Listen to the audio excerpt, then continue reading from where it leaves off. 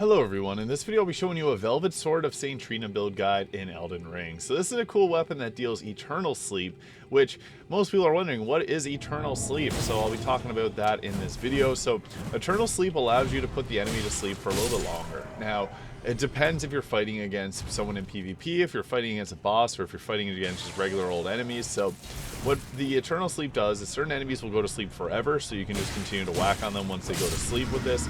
Bosses will go to sleep for about 5 seconds of eternal sleep, allowing you to attack endlessly with that and deal extra damage until it wears off. So you got about 5 seconds until it returns to normal sleep, which will allow them to wake up from an attack. It allows you to also do a critical hit off on them as well. And then on top of that, in PvP, it stuns the enemy for a second, allowing you to attack them again. And then on top of that, it also is going to allow you to do a little bit of FP drain, so they'll have lower FP with this as well. So it is a little bit tricky to get this inflicted on the enemy, because most times you're going to end up killing them beforehand, because this weapon actually is kind of strong too. So you can see here we're doing 3 attacks to take out an enemy, mostly, or 4 here, but it does a really nice, it has a really good critical damage as well. So we're able to one-shot most enemies with critical hits here.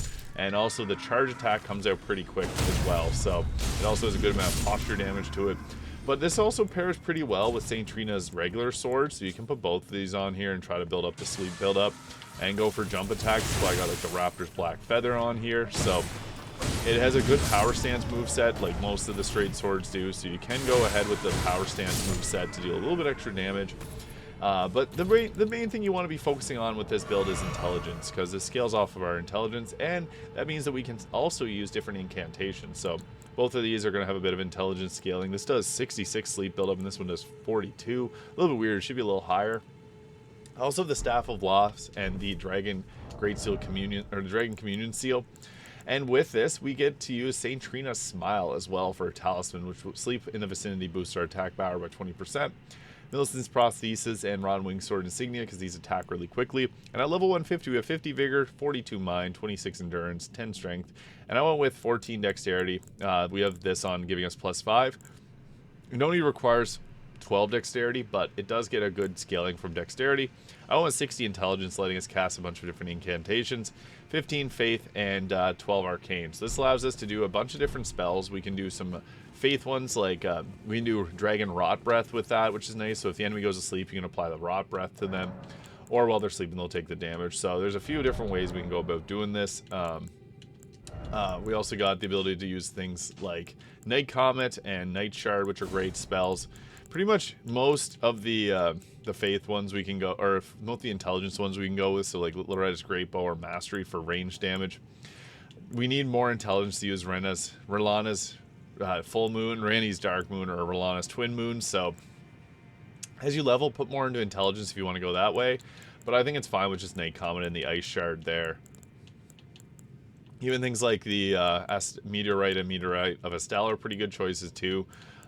Cherishing Fingers is pretty cool, because this is also another DLC one, so I'll show off what that looks like. But we typically want to start combat off with our Flame Grant Me Strength. This will give us a nice boost for our damage, and then we can start off with casting some different incantations and spells. Glintstone Ice Crag is going to increase the damage that they take, and the Cherishing Fingers here, it's kind of funny. Get a little barrier up here, so yeah, you can go this way if you want to hit them. It doesn't hit for a whole lot of damage, but it's an option that you got if you got people surrounding you. Night Comet will do pretty good damage though, and it can't be blocked, so if you're fighting against an enemy that'll block your attacks, you can use that. Ice Crag, or Glintstone Ice Crag here, will build up Frostbite buildup, which allows us to deal 20% more damage. But typically we'd want to go in with our basically dual swords here. So for thematic purposes, this is a fun weapon. It's not the best, but you don't have to use the best weapons to beat Elden Ring. You can beat this with a club at level 1 if you want, for frick's sake. So there's lots of ways to beat Elden Ring. It's just fun to experiment with different builds. Sleep buildup is a pretty fun way of going about it, even though it's not the absolute best way of fighting in the game. We're losing all of them off the cliffs here, but it does have a really cool look to it with the purple glow as well. I think it just is a fancy looking weapon. The Eternal Sleep is a little harder to build up against enemies, so that is one thing that you got to keep in mind. So I guess put them to sleep just by taking them out this way. But yeah, against bosses, you can put them to sleep, allowing you to get a few hits in or heal or do whatever you really need to do. But there it is. There's a Velvet Sword of St. Trina build guide in Elden Ring. If you found this video useful, please hit that subscribe button below. Thank you so much for watching, and I'll see you in the next video.